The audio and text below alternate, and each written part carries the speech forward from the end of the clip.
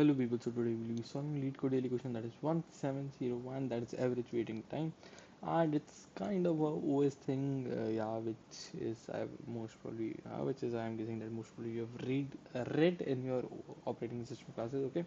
If not, it will be more clear to you today, okay?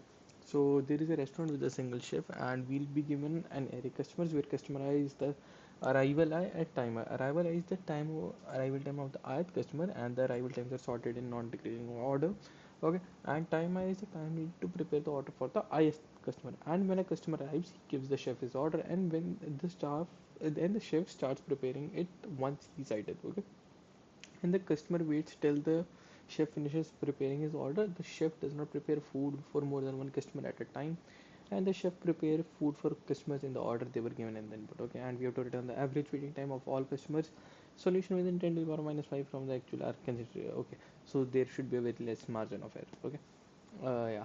For example, we are having customers as 1, 2, 2, 5, and 4, 3. So, for example, the first customer when comes, he'll be arriving at time I, and the time which is needed to cook his particular choice of dish is 2 seconds, or let's say just 2 as a standard unit of measurement. Okay, let's say it's just 2. Okay, then we are the customer second customer arrives at second time, and the total time needed to prepare his or her dish is 5.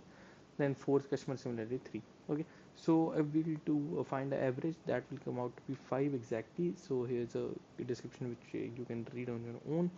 Okay, so without wasting any time, what I'll be doing is I'll be having a variable. Let's have the sum variable, which will be the sum of total all the waiting times. So I have double sum that is equal to 0. Okay, and let's have a variable that is my current time. Okay, current time that is also initially 0. Okay, now what I'll be doing is I'll be writing in the customer area that for int customer in customers. Okay, then what I'll be doing is I'll be having the arrival time of the customer that will be equal to customer 0, and also the dish time required to cook the dish, that will be customer 1. Okay, now what I'll be checking is that if my current time is less than arrival time. Okay, in that case, we know that the previous dish is still pending, so we have to finish that first as well. Okay, and I'll be updating my current time as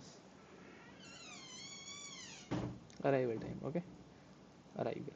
Okay, if this is not the case, what I'll be doing is I'll be updating my sum variable as okay, so before updating my sum, I need a new variable that will be waiting time. Waiting time, how much time the current dish needs to take. Okay, so that will be equal to current time minus the arrival time plus the dish cooking time for the dish. Okay, and then what I'll be doing is I'll be updating my sum by waiting time, sum plus equal to waiting time, and also I'll be updating my current time will be added, and my dish current dish time will be added to my current time. Okay, and at the end I'll be returning my overall sum by that is customers dot length. Okay, customers dot length. Okay, now let's give it a run. Yeah, it gets skipped. Now let's submit it, and it works perfectly fine. Okay, so this was it for today. Thank you for watching.